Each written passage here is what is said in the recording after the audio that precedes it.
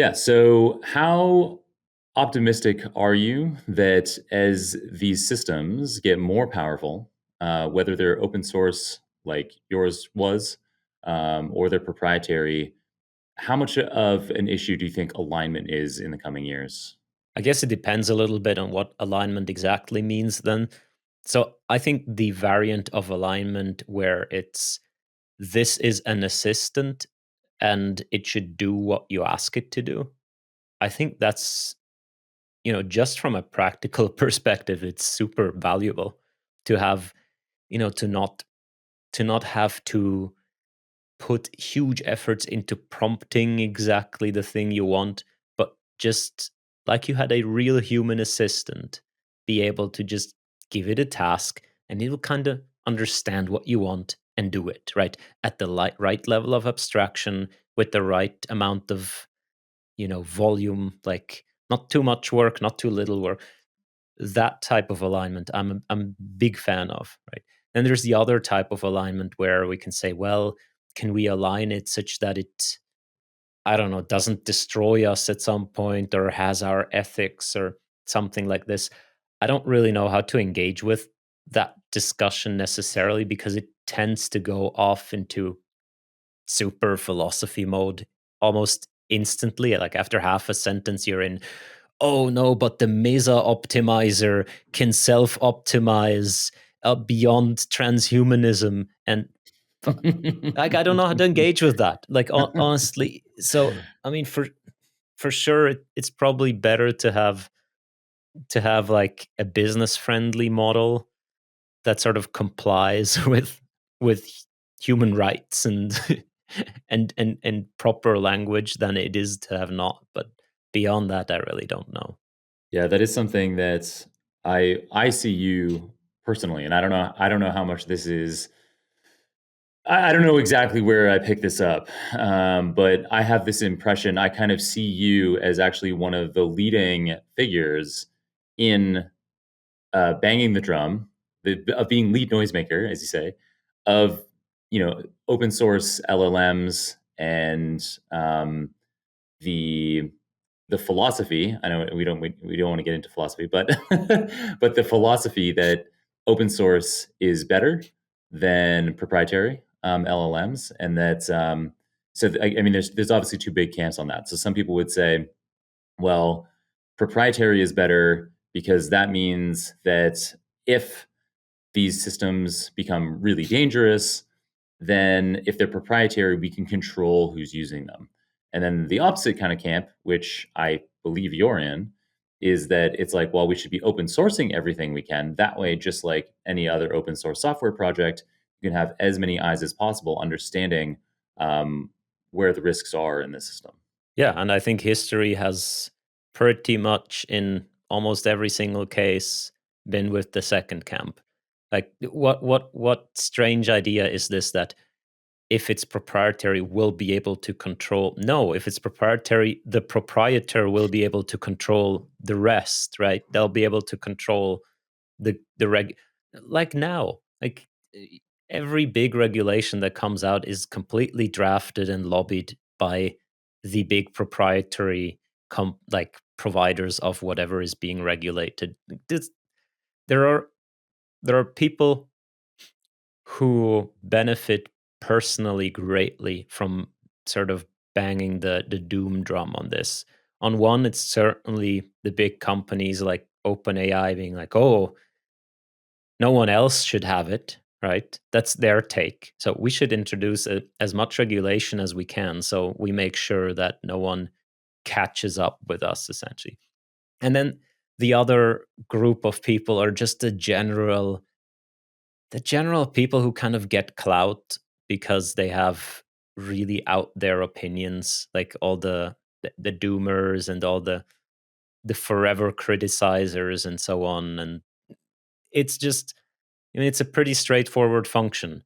I point out flaws in LLMs, I get clicks, I get money. It's so I'm not sure what, there are so many people who have a vested interest in making, in being like, oh, doom doom doom, Mhm. that I think it needs to be adjusted in at the receiving end. Yeah, I get you. It makes total sense to me. To what extent, like, what do you think about the Meta open source efforts? I think it's for me personally, it's been a really cool thing to see, and it's made a huge difference in my personal perception of Meta. Because prior to all of these open source releases this year, things like Llama 2, and apparently they're working on something much, much bigger. So we recently had Thomas Sielom. I don't know if you know him. He's in Paris, and he works at Meta, and he was the final author on the Llama 2 paper. Mhm. So he's like the lab head kind of Yeah. equivalent in academia. And yeah, he was clear that what they're working on next, like the Llama 3, will be much, much bigger, much closer to a GPT-4 kind of size and capability. And so I've been turned around. I've done a 180 on my feelings of Meta based on these open source efforts. Like I was a year ago, 2 years ago, with their stock price going down, I was like, yeah, I don't know, like of all the big tech companies, I was just, I don't know, I felt like they were I don't know, the one that was kind of doing the least positive in the world, and I wasn't cheering them on. But these open source initiatives have been huge, and I mean, it isn't open source like your Open Assistant. Their open source is like in quotes because they're just giving you the model weights. Yeah, But although I mean, yeah, the Open Assistant models are also some are based on Llama, so we have to just replicate that license. But yeah, the data is fully, I believe it's like Creative Commons, some appropriate. But yeah, nice. it's a Yeah, strange world where like Facebook essentially is becoming sort of the most open company, and OpenAI is becoming the most closed. It's but it's like it's a bit like soccer teams, right? Because the players they swap out every 2 or 3 years, so the team is entirely different. It just carries the same name, and for some reason, people are like, "Yeah, Arsenal" or something, like I know. like what? Yeah, it's so weird. But with the companies, I mean, I'm sure that the researchers at Meta and Jan LeCun among them and others have been pushing hard for this approach of open sourcing this, and it's a strategy, right? Because now they can build a platform where people can sort of contribute their apps with I believe that's maybe what they want to do with metaverse and things around AR and so on, where they want to say, hey, how about we just give these tools to people so they can build cool apps so that then they can put these onto our platform. That Mhm. was always the point in making TensorFlow, making PyTorch open source, making all of these things open source is we'll give these tools so people build applications that we can then serve on our platforms and things like this. And it's really cool. Yeah, it's absolutely nice to see that there's so much open stuff coming out of Meta. Yeah, so a great example of the way that doing these kinds of open source things can really lock you into a product is the CUDA library. Yeah, Uh, well, like it's wild the monopoly that NVIDIA has on GPUs, and a big part of it is that we expect things to run on CUDA, and so it makes it hard to switch that hardware. yeah. Um, Thankfully, it seems like PyTorch and TensorFlow, these are um, more agnostic to the specific application area. But I absolutely agree with you that the kinds of things I'm sure Meta is interested in from a proprietary perspective to be able to be getting the same kind of whatever 30% revenue of every app, kind of like Apple has with their app store. I mean, this is a really lucrative thing to be forcing people to.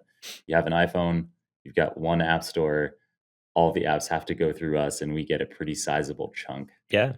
Yeah, of everything. Yeah, I'm sure they're salivating on that idea for the post iPhone world, which, yeah, I mean, seems reasonable to think that a device like a wearable device, an AR device, VR device, especially with the ability that these LLM systems have for interacting with us verbally in natural language, it seems like that's a reasonable direction for next. Yeah, and it's also I mean, it's just also a strategy that's kind of undermining the competitors, right? So OpenAI, Google, all of these places, they're throwing enormous amounts of money into developing these things. And Meta is just like, here's open source, which just takes away so much of the market of these bigger language models because people, or at least it drives their pricing down, right?